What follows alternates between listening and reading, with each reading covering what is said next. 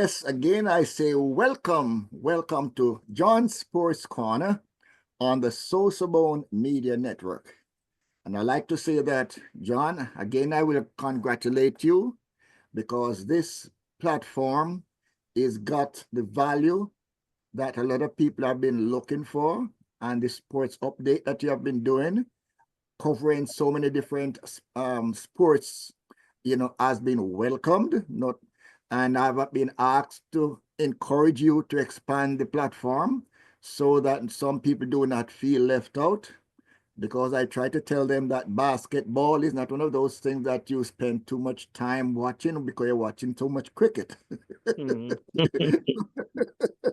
so, so that being said, is just to let you know that I'm getting feedback and they're quite enthused, I should say, that the diaspora and the external Caribbean community is getting this type of consistent coverage. As we said, once you go up there, they're looking at not only what you did last week, but the week before, and the week before, and the week before, because the full archive is there. Okay. So again, thank you so much. And Len and Dale, please let me say welcome. The door is open. There's an unrestricted, open welcome to you at any time and at all times. Okay. We need your presence to make people know that cricket is something that is a part of our culture, and we want to make it as visible as possible to everyone on the internet. Thank you so much. Okay, John, so it's over to you on John Sports Corner. Thank you so much, Trevor. And once again, if it's Wednesday, then you know it's time for John's Sports Corner here on the SosoBone Media Network. Good afternoon, good morning, good night, wherever you are, maybe listening and viewing the SosoBone Media Network, SosoBone TV.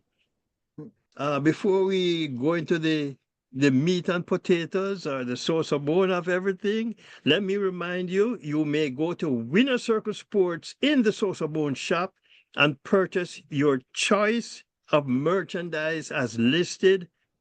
There are t-shirts there are mugs, backpacks, and with Christmas around the corner, sorrel should be on the table. So, and we have sorrel. Yes. We also have the great Jamaica Blue Mountain coffee available. And so, again, go to the Winner Circle Sports in the SosoBone shop and see what you may order. Something there might make an unusual Christmas gift with Christmas just around the corner. What is that? Next week is Christmas? Yeah, and most unusual. This afternoon, we do have a couple of special guests with us to talk some cricket. We have Mr. Len Chambers, who is also the author of the cricket book Through the Years, My Life in Cricket, and it's available on Amazon. We also have sports historian and statistician Dale Brown with us. Gentlemen, welcome to John's Sports Corner. Thank you for the invitation to be a part of this conversation. And I'm happy to see Dale Brown. The idea. Greetings, Mr. Chambers. Great to see you. And thank you, Trevor and John, for having me on again. Thank you.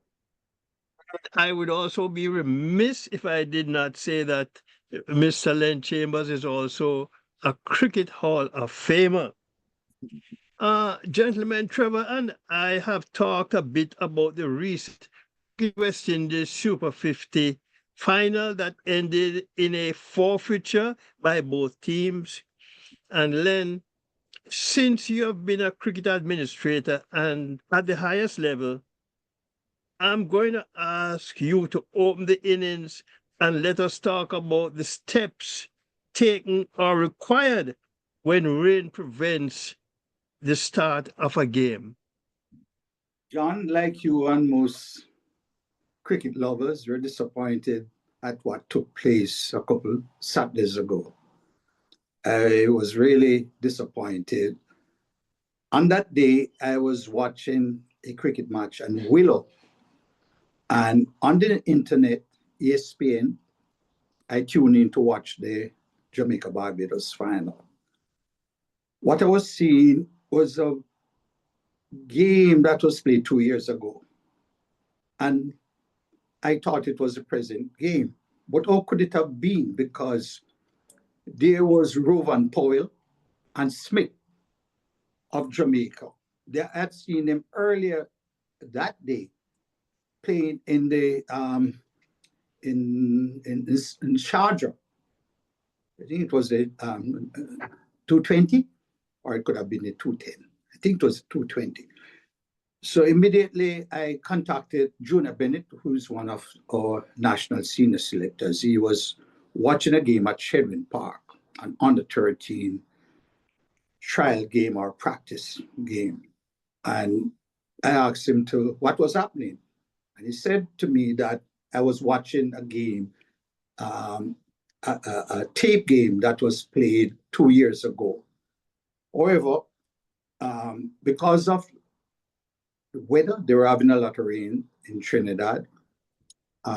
You could have a 40 overs game, each team 20 overs.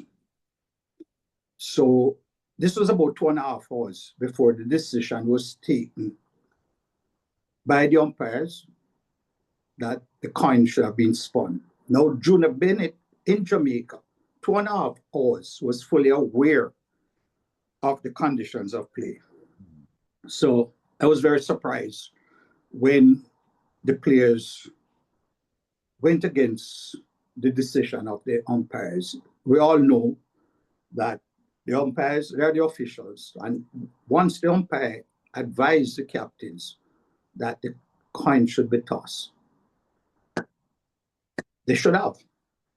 And then to start the game, I think it was about a quarter to the hour that they were informed to spin the coin, and 17 minutes after the hour for the start of play.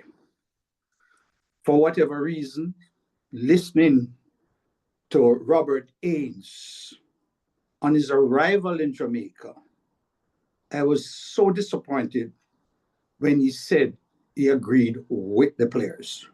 Now, Jamaica, since 2022, have not had a manager accompanying the team. And, you know, this is not the norm. Whether you're playing at home or away from home, you should have a manager. And the manager would then be the head of the delegation. And if you have a situation that existed on that Saturday, I'm sure the players, the captain, the coach or coaches would be talking about being ready. And the reason why I mentioned Junior Bennett in Jamaica 2.5 hours before the game should have started, knew and was fully aware that play was possible. And for Campbell, the captain, to have been suspended for 4 matches and he protected Robert Haynes, the head coach. He said, from my understanding, because I've been talking to a number of people, I won't call names, just today, I had a chat, I can say it, with Dr. Bennett, the president, is in St. Vincent, about the Sammy situation being now given the responsibility of all formats. But just going back to the Jamaica game, I spoke with him earlier, or shortly after the game should have been played 2 weeks ago. And a number of board members, they too were disappointed, and that the game should have started. And I believe that if you had a manager whose responsibility to ensure that you adhere to the decisions of the umpires, that the game would have started. But let me ask you this, Roland. let's talk a little bit about the steps that need to be taken or are required when rain prevents the start of a game.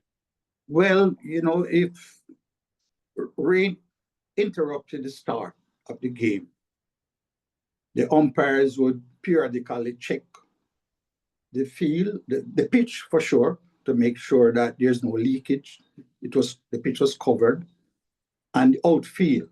And they would go to the different parts of the field to make sure that the players would have be comfortable. It's not soft, and I would imagine that the captains would be involved at this stage with the umpires, advising them when will be the next inspection, right? But once the umpires have decided that the We will pick up 10 after. Okay? 10 after 7. sorry about that, I don't know where that is coming from. Anyhow, once the umpires decided that the game should start at a certain time, they should conform. They had to play. They had to play. There's no if and but about it. We have been all sort of rumors because the four semifinalists, they would have earned $25,000 US dollars for having reached the semifinals. And once the finalists were decided, the other two would go away with their $25,000. And the winner of the final would now get 75,000 plus the 25 earned for being one of the semifinalists, and the loser would get 50. So, if the game had played, one would go away with 100,000 and the other one with 75.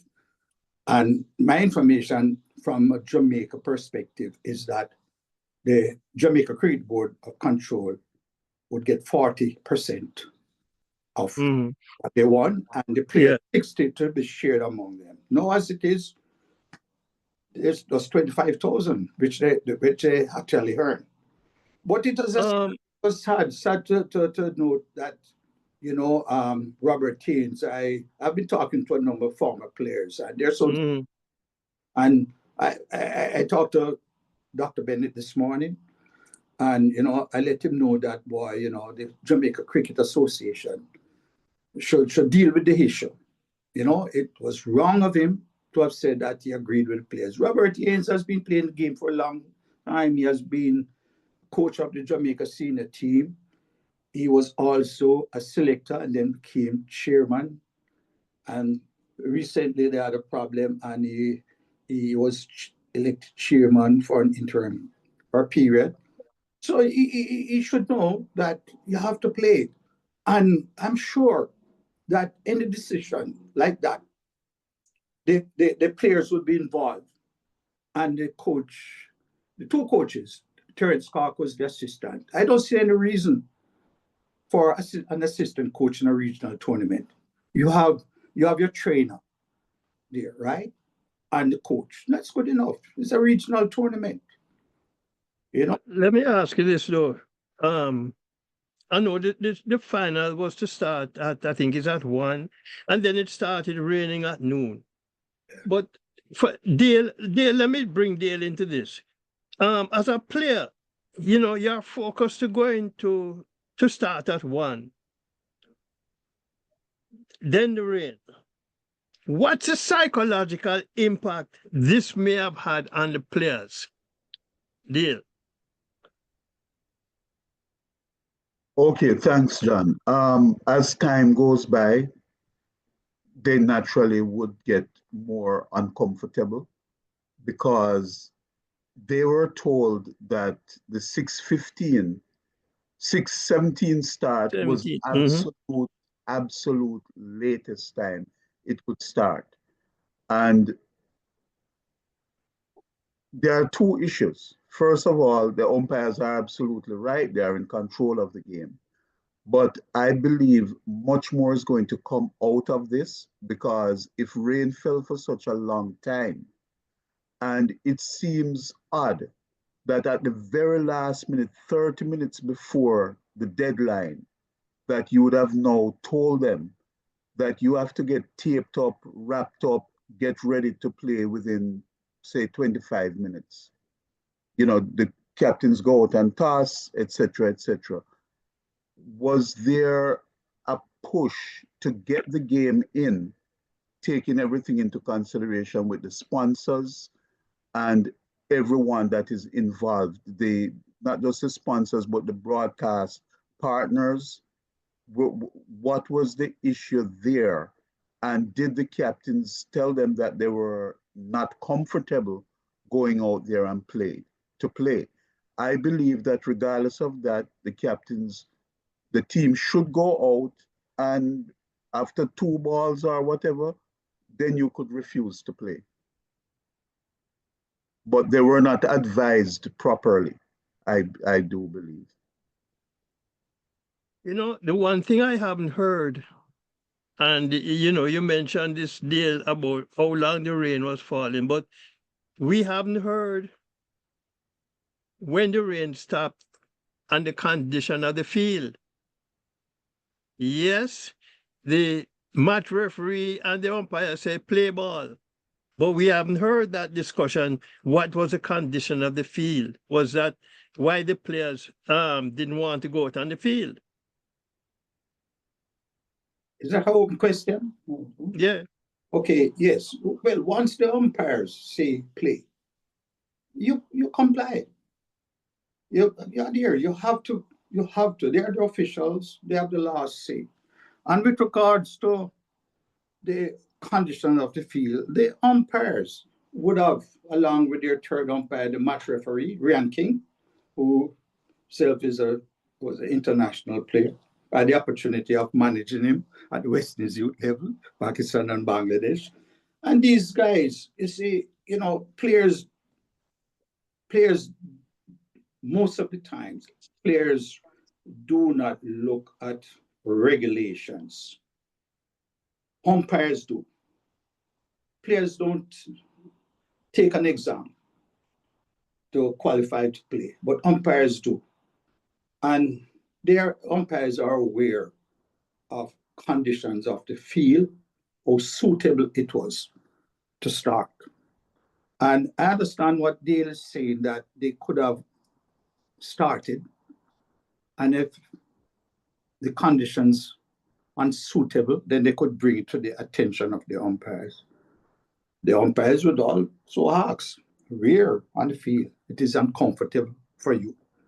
The umpires would have taken that into consideration, right? But by running up and down on the field, maybe, you know, it wasn't comfortable for the players.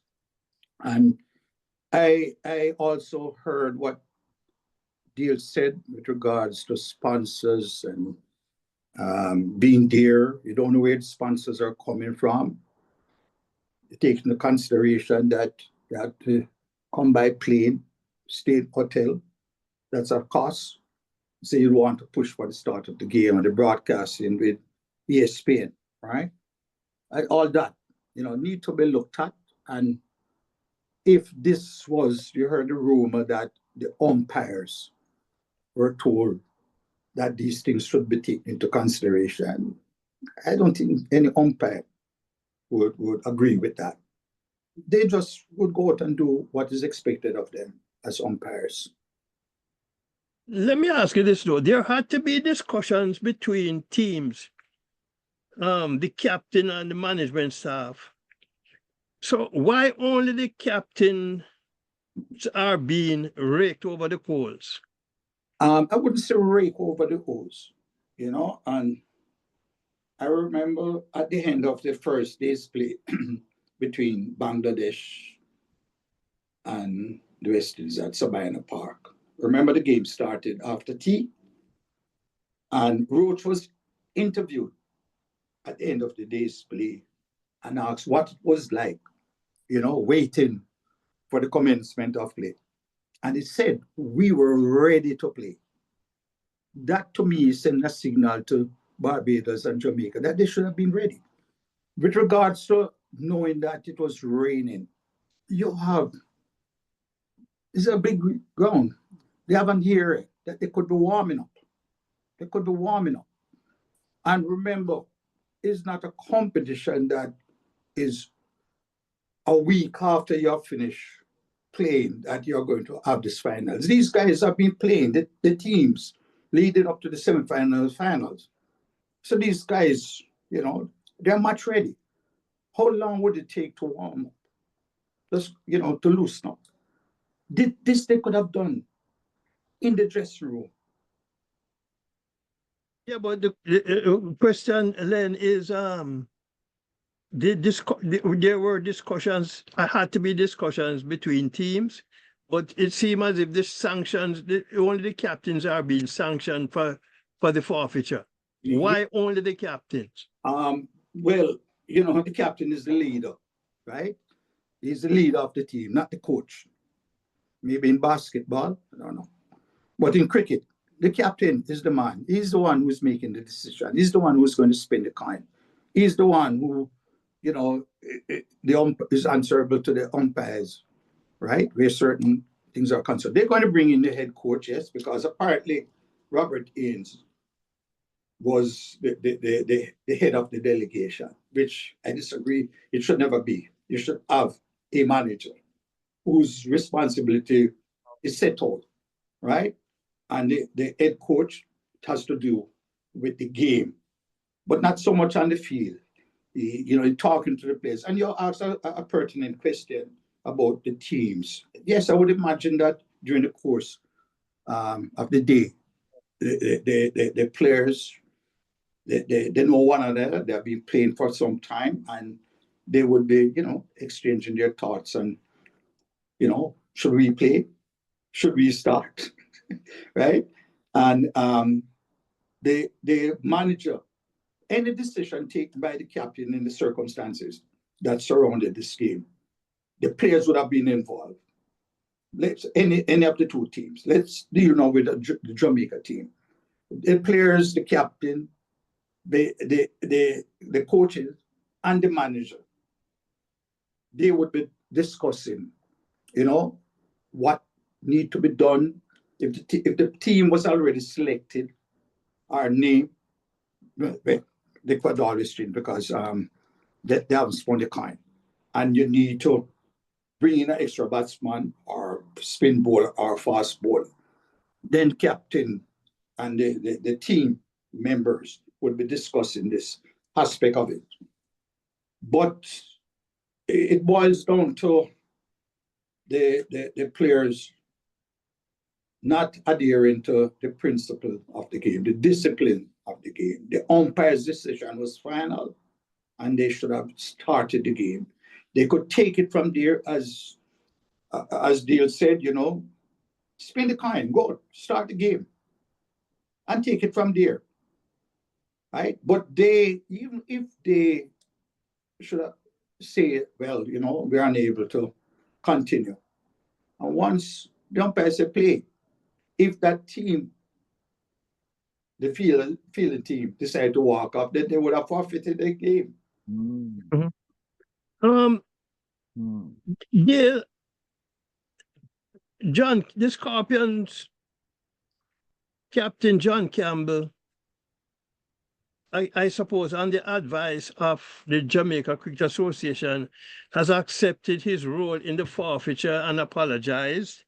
And of course, as we mentioned earlier, handed a 4-game ban, a 4-game 50-over ban. But Barbados Pride captain Raymond Reefer and the Barbados Cricket Association have not accepted the charges and have sought legal advice. Should John Campbell and the Jamaica Cricket Association have joined forces with Barbados to try to fight the charges before he accepted the charge? Okay, John. Let's say the captains are incorrect, they are wrong. So let's leave that alone for a minute. I found it very disturbing that the president of the JCA, Dr. Bennett, before any punishment was meted out, would have made statements backing the umpires 100%, because it's not about whether or not you're backing the umpires. Your duty is to your team, your captain, and your players. And I would have loved to hear him say no comments at this moment, at this time, rather than let us know the duty of the umpires and the fact that the captain had erred. Because obviously there is something wrong in the chain of command. Because we know the captain is the gentleman that is in charge, but you have management, other persons there. And he himself, Dr. Bennett, why wasn't he consulted prior to all of this? And are we giving him a pass to say because he was not there, he's absolved of any type of responsibility? And what about your responsibility toward your captain and your player, knowing full well that John Campbell is in a fragile and precarious position, given the fact he had just come off suspension, and the punishment for him would have been, maximum punishment would have been 12 games. 8 plus 4 would have been 12 games total. And knowing that he had lost all of this money, was he taken advantage of and advised to just take this, we'll negotiate this for you? Although Dr. Bennett has said it is the Waver Hines, the president of WEPA, who did all the negotiating. I don't know, but that's what he said. But I think that John Campbell was in a very weak position, non-negotiable position, and I think he may have been taken advantage of. And I will always be for players, especially when they are not advised properly and they do things when they simply do not know any better.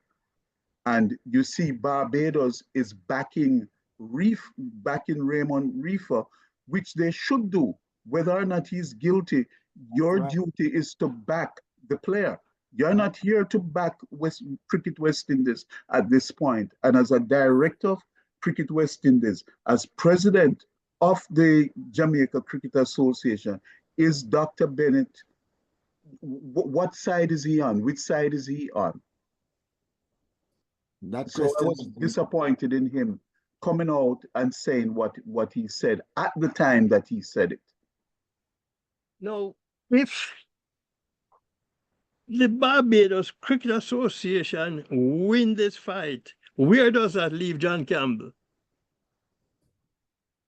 It leaves him in the middle of nowhere, because again, we don't know what John Campbell admitted to doing, and we don't know the other side of the story as to what, because we know it's the umpires who go out and inspect.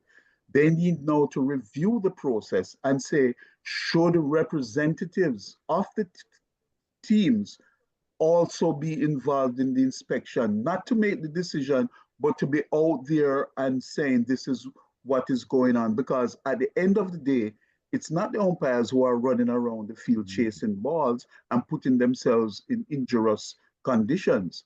If you run a logistics company and it's snowing and the roads are treacherous, you can direct a person to go out because you're the boss. You can tell him, go drive your truck, go drive your tractor trailer.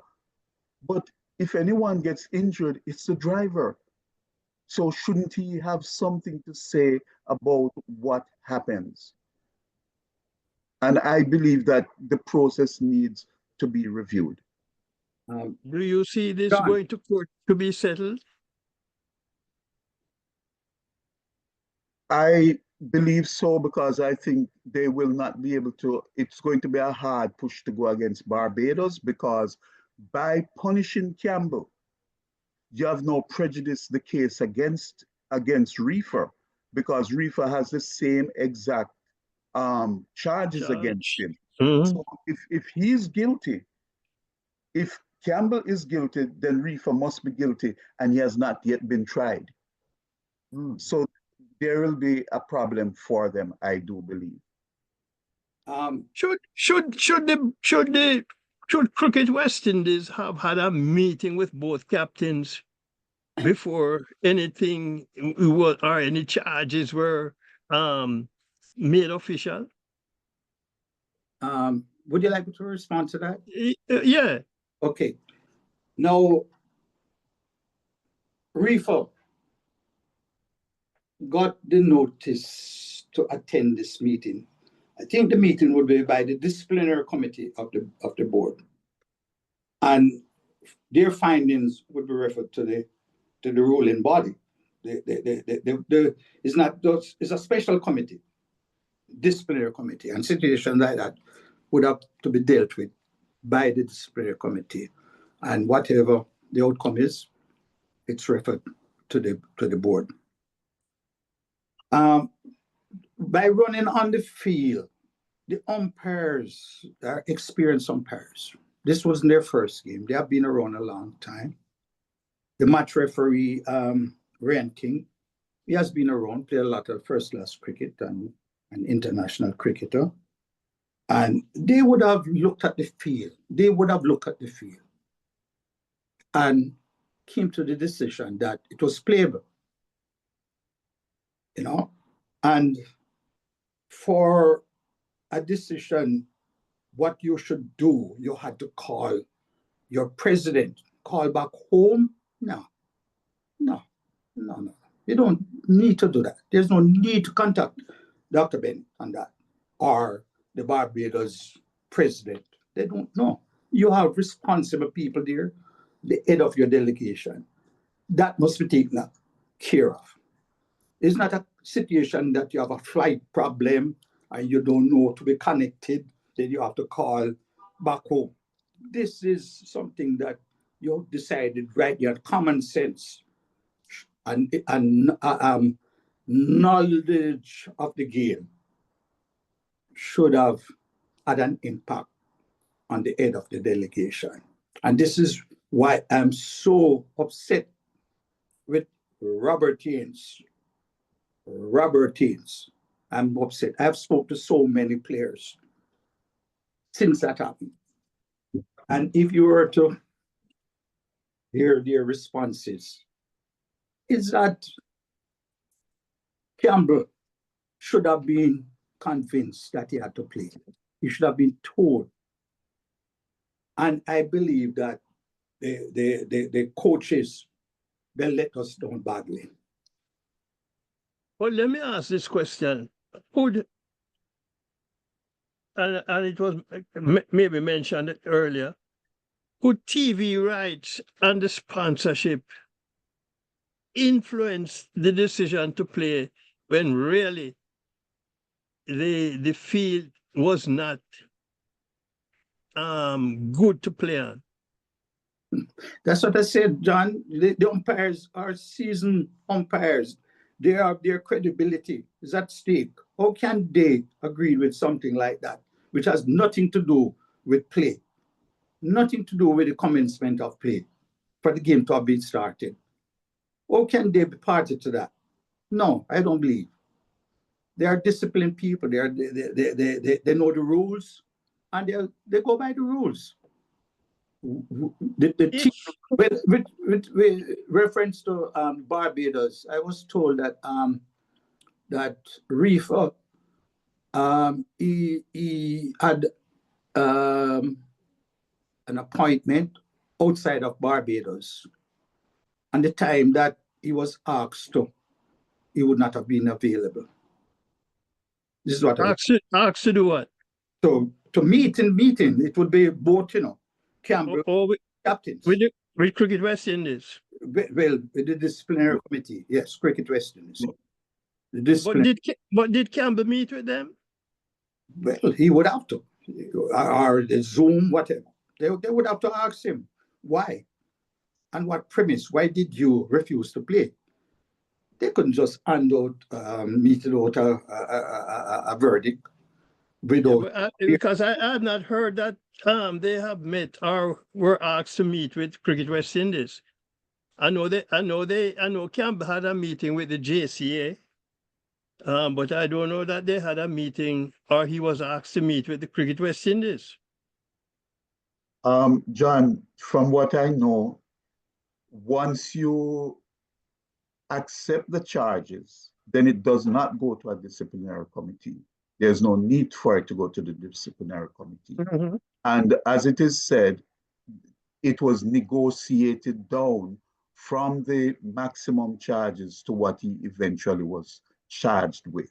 And he was advised, and he, according, quoting Dr. Bennett, what I heard him say, John is happy with what we were able to achieve for him. Not quoting him verbatim, but that is what he said. So someone was there acting on his behalf. In the case of Reefer did not get the notice about the exact charges until he was back in Barbados. However, I don't know, and we don't know, because the transparency is simply not there. I believe the people of the Caribbean should get step by step what happened, what was the process, who broke whatever procedure, and move on from there. Because yes, he had to go to, he's playing in a T10 league now. He left to go play. And according to the time frame, there was about 12 hours for him to get in touch with the Barbados Cricket Association, present his case to them, and then go and look for a lawyer, because they were going to fight it no matter what. So to him, he didn't have enough time to do it.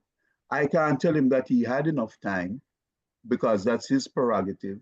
What I'm saying again is, it's very easy to point fingers, especially when someone is obviously wrong, but there are also something you call extenuating circumstances.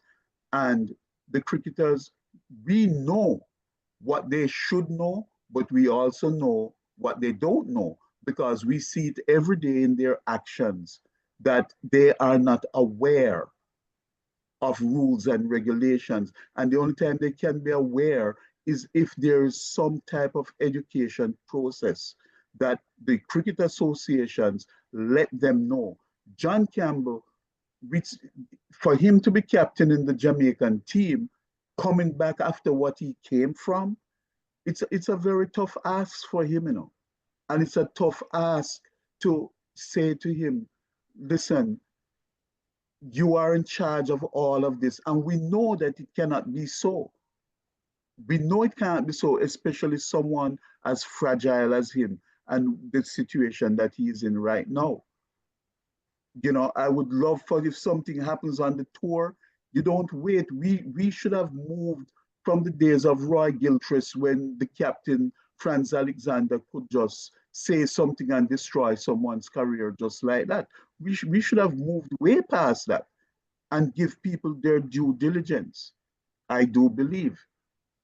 Before you see, we're so quick to punish in some cases and then so reluctant to do anything in other cases.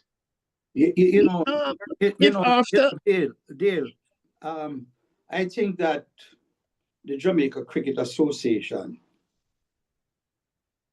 when they do have a meeting or another meeting, they should deal with Robert Ains.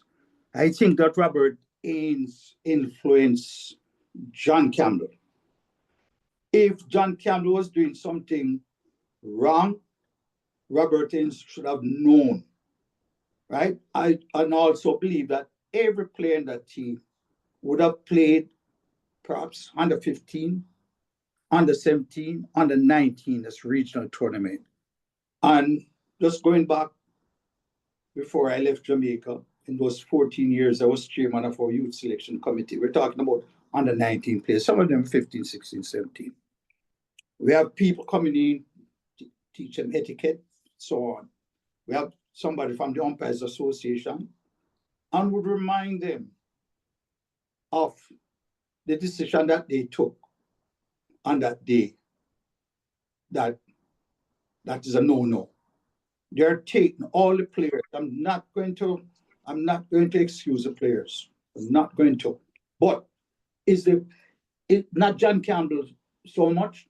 Because John Campbell, if he was told what the repercussions could be, in that meeting with the assistant coach and the other 13 players, I'm sure that Robert Haynes would have been able for John Campbell to make the right decision and to go out there and play. And I agree with you, Dale. He has gone through a lot. And he's the one. And from what I was told, John Campbell cleared Robert Haynes, as if Robert Haynes wasn't a part of that decision.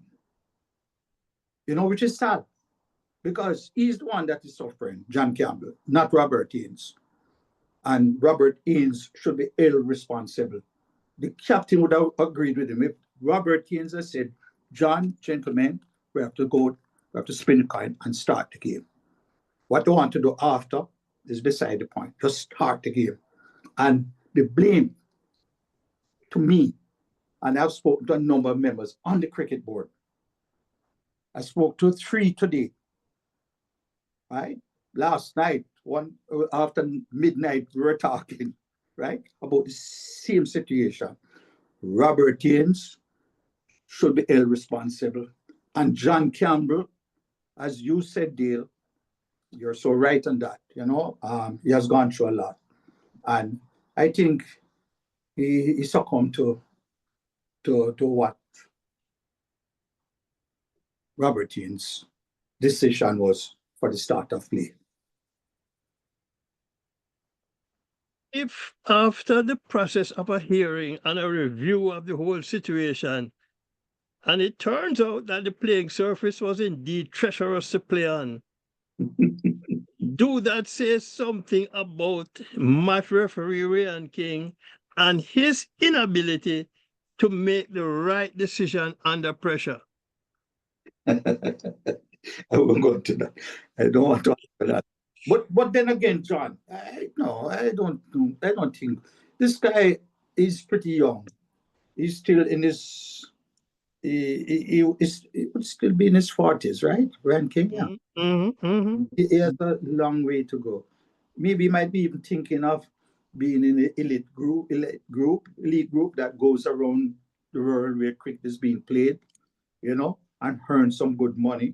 And he's a very intelligent individual. I remember in Pakistan in 1995, his father died.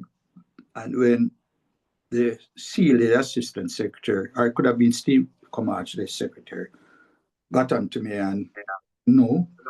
Then Gus Logie, and then we got Ryan, and with the captain Garrett Breeze, and explained to him, that he shouldn't have to make that decision whether he wants to play, stay, or go back to his father's funeral. And he said he really wanted to go. But he's going to miss half of the Pakistan tour and then to Bangladesh. Because when we finished in Pakistan, we went to Bangladesh.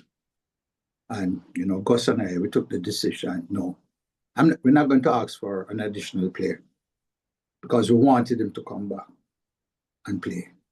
And when we listened to this young man, and I am now looking back and listening to him, and he would have gained so much experience through the years, right? He went back and played for Guyana, played for the West Indies, becomes an umpire to his present position, match referee, and so on. Now, he would not.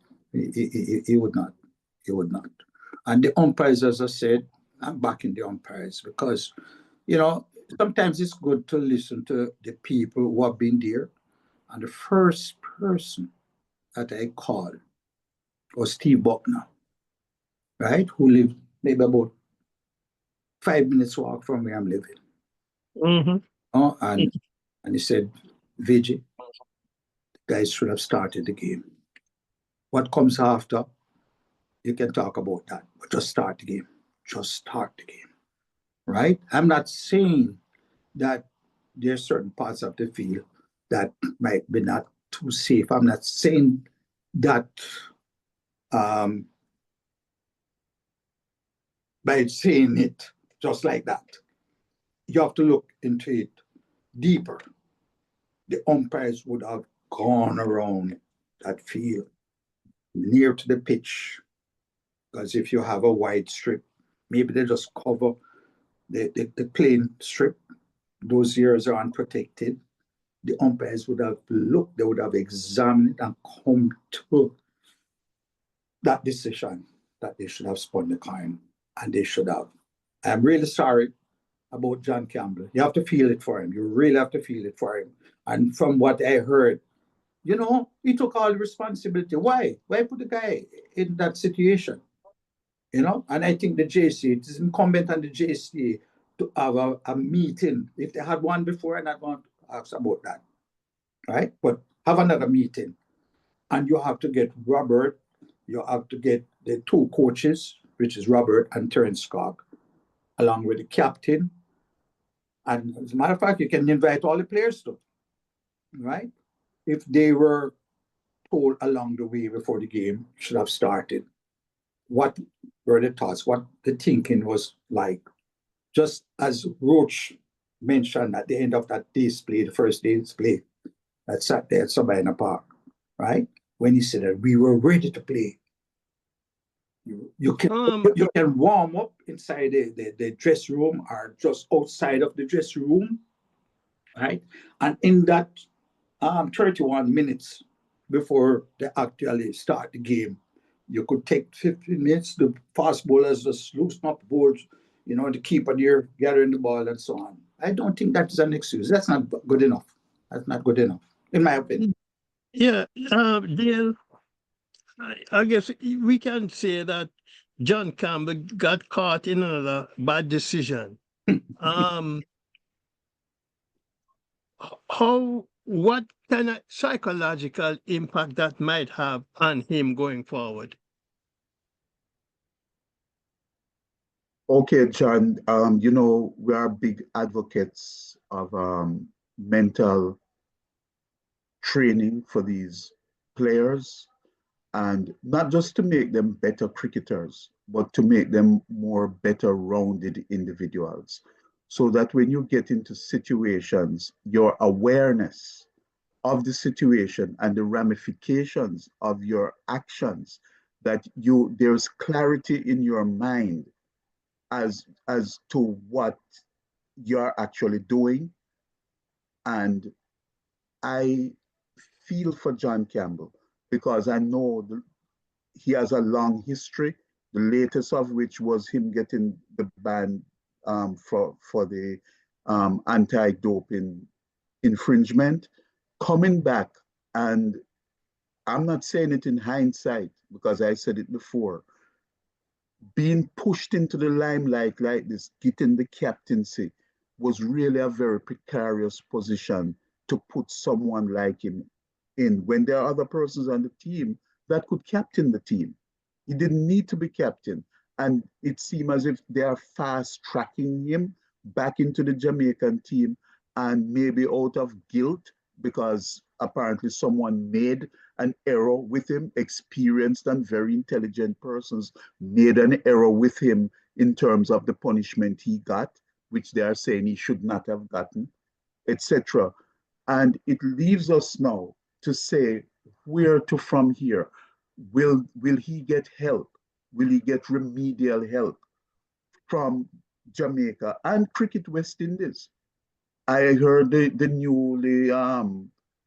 new coach across all formats answering a question and say sports psychologists are available to the players. We're not asking that. A doctor is available to me, but I have to make an appointment with him. Is there someone on staff that can address obvious issues that someone like a John Campbell would have gone through? And we know, regardless of what we think, that it was an agreement made between the Jamaican camp and the Barbadian camp not to go and spin the coin. And no one is asking, were they really aware that if they forfeited the game like that, none of them would end up with any money? Were they aware of that? And I don't that's the think bottom anybody's line. saying anything. Did they Yeah. think that by forfeiting the game, they would both just share the money Mm-hmm. rather than risk and go out? It could be something as simple as that. And all I'm saying, John, let us not be so quick to punish, because God knows we have been punished enough for how many hundreds of years we have been Mm-hmm. punished. And these are very super intelligent persons who just mete out punishment to those who are marginalized. And I see these youngsters, it's not that they do what they do is right. I'm not defending them, but we have to look at the educational part of it, sensitizing them as to what they are doing wrong, and make sure when you're captain, this is what your responsibilities are. And I will just end with this. We saw a well experienced test cricketer not knowing, first of all, you shouldn't leave the field of play just like that because you're angry. But we saw him do it. And Mm-hmm. we have yet to hear any remedial intervention being taken for this individual, only for him again to get fined a couple weeks later. What are we going Mm-hmm. to wait for? And Yeah. that's why I'm looking at the John Campbell, Raymond Reefer from a different perspective and saying, yes, okay, they're wrong. But what are you going to do about it? Is it a matter where they were not aware of the rules? We all know the umpires are in charge, but life is not as simple as that. I think fortunately for John Campbell, it's the suspension is a 4 day, the 1 day. So, but he can play the 4 day tournament coming up, I think, in February. Yes, and I mentioned before the sponsors. Gentlemen, let us not forget the role of the sponsors, because when President Shallow, Dr. Shallow comes out and say we averted them going forward, withdrawing their sponsorship. Mm-hmm. Sponsorship was a big issue. It has to be a big issue. Broadcasting rights has to be a big issue because Mm-hmm. monies are paid for those things. And if you breach that contract, there are repercussions for it. So it has to be an issue. And that's why I asked the question: was that the reason why the game was decided? There was a decision to play the game because of At the broadcast last minute. rights. At the And last at the minute, last John. minute, yeah, yeah. Yes. And John, even if that was so, right, we're thinking about sponsorship, right? Yes, you have to think about sponsorship, because without sponsorship, the game is not going to be alive, right? But if you had a manager, a manager, I'm still going back to the manager, right? That game, they would be told, we're talking about cricket, we're not talking about sponsorship now, right? Mm-hmm. But I understand what Dale is saying about this. It is so important, right? Mm-hmm. And maybe also the players should have taken that into consideration. That sponsorship is so important. And if the umpires say play, you should play. Gentlemen, any last words before we close this session? John, with regards to the Sammy being named Head coach coach. all the formats, Yes. I will always remember what happened with Dave Cameron, and Sammy was a part of it when we won that tournament. Regardless of how they look at Dave, he was the president of the board. He was the president. He was the boss. He was your employer, right? And he was not able to go into the dressing room to congratulate the Western team. And just before that, he was able to congratulate the women, because it's around that time we won the 3-day under 19 World Tournament, the women, and he was not able to. And there are other issues with Sammy. At the beginning of and home series, test series, the Western Players Association would have this event where they recognize players and honor them. And I recall the role that Sammy played. No, it was in Trinidad, so the players would have gone there maybe a week before, start to prepare themselves. And Sammy led the way. He was highly influenced in doing so. Talk to players not to go. And that's a fact, not to go to the event.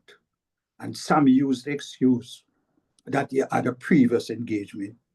Remember, it's the Western Cricket Board of Control paid for all these guys to be in Trinidad in preparation for the test match. And he used that as an excuse. And, you know, to see, he's one of the luckiest cricketers I've come across.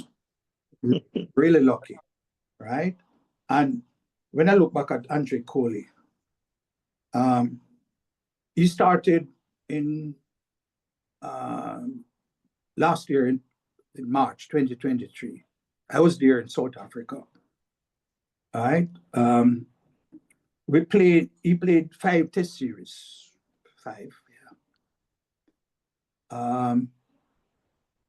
We lost to England in July. We lost to India. There were 3 drawn games and or 3 losses and 2 drawn games. Not many matches. This was from 23. Why couldn't he have been given? And look at the players, look at the composition of the team. And we lost to some powerful teams. Bangladesh was the weakest of them, the teams, and we drew 1-1. And I believe that Kohli could have been given the opportunity of another term because Sammy, his duty as coach was at the white ball level, not the test, right? And, you know, I really believe that wherever the Kohli is from, I don't think that it was justified in relieving him of the coaching assignment. Kohli served under maybe 3 head coaches. He learned a lot. I heard that certain individuals, I won't bother to go there, players. But I think that the committee should have, that dealt with that and recommended to the board, should have allowed him another 2-year term. I know that might not be the end of him. He might still be around. He might go back to the academy, right? But I think that it was unjustified in taking away the coaching assignment for him at the test level, and has given it to Sammy. And also, I'm disappointed with how the teams are now selected. Gone are the days when you have the 4 selectors and they go to the different territories during the regional tournament. They would have seen players. It's not like that anymore. They have scouts. I know for Jamaica, they have 2 scouts. I know them. They are now going to recommend to Sammy and whoever the other person is, coaches, in selecting the West Indies team. No, you can't do that. You have X number of regional matches. Let selectors who have played the game, they're knowledgeable, let them go and assess the players for themselves. What I've never head coach, I've had that experience though with, you know, as a selector and had to deal with more senior people than me, international chairperson of the selection committee. And a coach might not like a player. And because of that, his chances of playing is affected. And I don't see why we should depart from that system where you have the selectors. Don't rely on 2 people from Jamaica. If this is the situation in Jamaica, maybe this is a similar thing across the board, where you're going to two guys in Jamaica, they will recommend to selectors. No. You can recommend, but the selectors must see them in the regional tournament. That's where it matters. That's how you're selected, by playing regional cricket.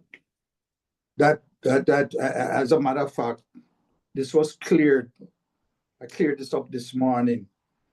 You know, I asked why Carter was not in the team for the last game. As a young player, an attacking player, and one for the future, right? And there's a player too who could have been left out in preference to Carty. And I don't know Dale seat. I don't know how you see it. You know, No, but I question that too, you know. Yeah. Why an Andre Fletcher and Johnson Charles in the team, and you have some youngsters there. And I mean, if you're talking about preparing for the next World Cup, Johnson Charles and Andre Fletcher, I don't see them in a West Indies team. You know, so why are they in this team? And age is against them too. Perhaps that's the reason why you're saying that, right? Yeah. And they're not necessarily spectacular cricketers in the first place. And you have some young talents coming forward. You have to get them in the game. Look at this young guys, Django. That guy can play. Amir, yeah. Look when he was settled, the guy, his whole approach, so admirable. You know, he took it easy, acclimatized himself to the variable bumps and so on. And then when it was ready for him to go, you couldn't stop him. A guy like that could easily have played. And I'm hoping that we'll play in the next game, you know. But they should have played earlier. Django could have come in, beat performance in when he got his test 100, because it was a good 100, no doubt about it. Dale, any parting comments? Dealing with just to make it clear, the only thing with Dr. Bennett was the fact that before any hearing or anything was decided on, I understand what and why he had to say what he said, but I would have simply preferred for him a no comment from him, considering his representation of Jamaica cricket and as a director on the West Indies board, because obviously he will have to toe the proverbial company line, so to speak. So I'd have preferred for him not to say anything. But that being said, John Campbell has been exposed and left almost naked out there, and I worry about his mental well-being. And if anyone is going to find it within their heart and compassion, not to say he'll be able to play the red ball cricket and so on and so forth, but to get him some help, not to offer it to him, but to get him the help, because it's now part of what is needed and what is necessary. India just had a 18-year-old individual crowned as world chess champion. And what does this young man and Virat Kohli and Tendulkar and Rahul Dravid have in common? They have the same mental strength conditioning coach. That same individual who prepared the Indian cricket team is the one who prepared the chess player. Every professional team in the world, they are using sports psychologists. And we have one of the best of all time at our, not necessarily disposal, but at least in a consultation role, Dr. Rudy Webster. You know, individuals like him should be utilized by West Indies. And I will say, if John Campbell and Raymond Reefer knew to the letter what their actions would have caused and what, etc., I do not believe that they would have taken it, because I will tell you, if I were the manager for either one, I would say, gentlemen, go out there, toss the coin, tell the fast bowler to run up and say he has lost his footing and he can't continue. Yes, he would say that. He would say that. They could say that. But then no one could say anything. and then again, the umpires would say, no, man, the footing is okay, right? But I understand, and I agree with you, Dale. You know, I listened to Don's remarks, you know, and you're right there. He was in a situation where he's the president of the Jamaica Cricket Board of Control and is a director of the West Indies board, and is highly respected there, you know, and perhaps what you have said there could have been the right way out. No comment, you know, nothing would have been wrong for him to have said that, you know. Maybe he looking back now, he would say you're right. Perhaps he should have said no comment. Gentlemen, I have to say thank you so much for joining us, Mr. Len Chambers, Mr. Dale Brown, and I'm sure that going forward in the future, I'll have to call on you guys again. You guys know a lot more about cricket than I do. I'm done. I just asked Dale, have you been reading the book? Yes, of course, sir. Absolutely. And it's really funny. I was telling someone about the book, and they said, I think I may have heard the name before, but I'm not so sure. So I said, okay, this is what he used to do, and this is the role he played, etc., etc. And I said, oh, by the way, do you know Rohan Chambers? And he says, oh, yeah, I know Rohan. I said, well, it's Rohan's father. And he says, oh my gosh, I didn't know. So just to tell you, there's a point where Rohan is your son, and then there's a point where you are his father. Okay. And we don't, like Dale, we don't want to say which one was a better cricketer. Well, Sir John, you must know that Sir Len, you know, he played some serious innings, you know. Yeah. Yes, and he was earmarked for a lot of wonderful things. I want you drink, Dale. But, ginger beer. Ended up being a great administrator. Yeah, true, very true. A great one of the most respected and a true. They say cricket is a gentleman's game. Well, it's Len Chambers' game. Well, and that is why I asked both yourself and Len to join me this afternoon to talk about the forfeiture and to get your guys' views on it. Because, as I say, Trevor and myself, we're knocking it around. And I say, you know, Trevor, there are some people who know a little bit more about cricket and the rules and decisions that are made, you know. So let me get them here with us to talk about this forfeiture. And so, guys, I thank you so much for taking the time to join us here on John Sports Corner this afternoon. Thank you. I'm sorry, John, 20 seconds. Writing is very, very important.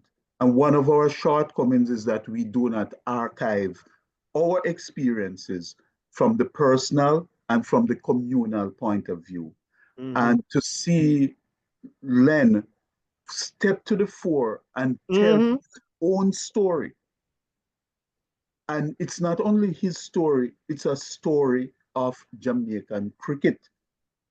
Because at the time when he was playing, there are so much represented in his story about Jamaica and Jamaican cricket and West Indian cricket also, you know.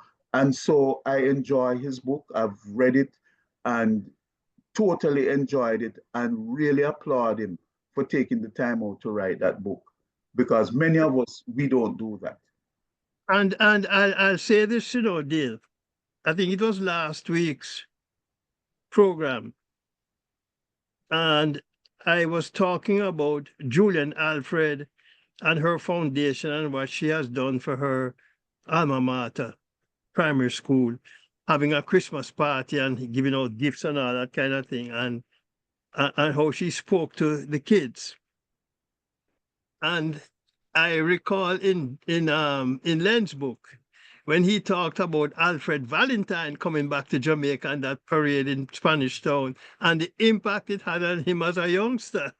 You know, I'm saying, well, I hope there are youngsters now in St. Lucia who will get that same kind of impact from Julian Alfred. Yeah. Absolutely. Absolutely. And John, I would like to say that Dale, you're good. And you know, I had to listen to you because boy, you're on the right track all the way, all the way.